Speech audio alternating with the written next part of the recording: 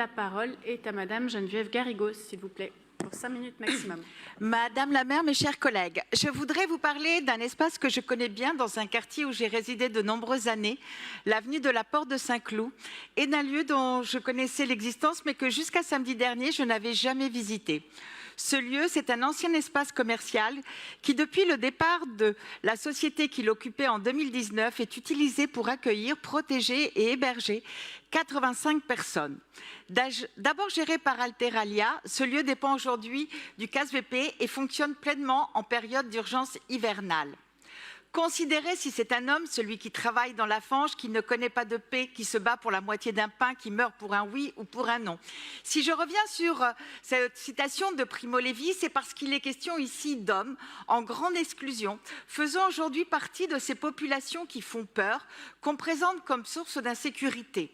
Entre un discours de peur et un discours de fausse bienveillance, prétextant que les hommes exclus seraient malheureux d'être hébergés dans les quartiers les plus aisés. Il y a une réelle difficulté à faire entendre la nécessité de lieux comme celui-ci. Loin d'un lieu où s'entasserait la misère humaine, où les couteaux seraient prêts à être dégainés, j'ai été accueillie par une équipe de volontaires de la ville de Paris que je tiens à saluer tout particulièrement, qui chaque soir ouvre ce havre de réconfort où des hommes qui vivent à la rue se retrouvent, se réchauffent, se nourrissent, partagent des chambres à 4 où ils dorment en toute tranquillité, sur un lit, dans des draps propres, prennent une douche chaude, trouvent des vêtements qui leur manquent et le matin, après un petit déjeuner, peuvent laisser leurs affaires dans un casier pour les retrouver le soir. Beaucoup partent dès 5 heures pour rejoindre un chantier. Et oui, ils travaillent et pourtant sont à la rue. Nombreux autres ont l'âge de résider dans un EHPAD. Certains sont en situation de handicap. Tous ont eu des accidents de la vie. Chômage brutal, rupture familiale, la rue, la chute.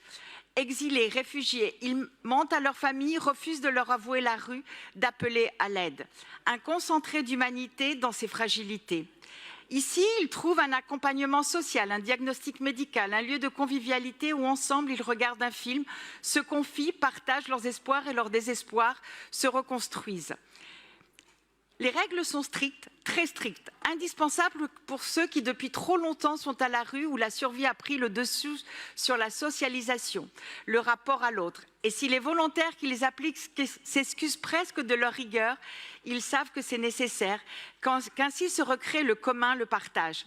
Ces hommes ont voulu me parler, ni menaçants ni revendicatifs, mais reconnaissants de la mise à disposition de ce lieu, des personnes qui les accueillent et les accompagnent.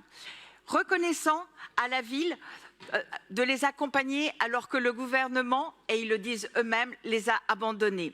Ils m'ont demandé de vous remercier, supplier que ce lieu ne ferme pas pour leur laisser une chance de se retrouver dans leur dignité, peut-être leur dernière chance.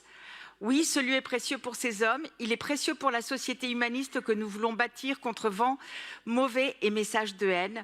Dans une période où la solidarité et l'action sociale ne sont pas respectées à leur juste valeur, je me félicite que la ville soutienne ce lieu qui en a besoin et dont beaucoup ont besoin. Merci beaucoup.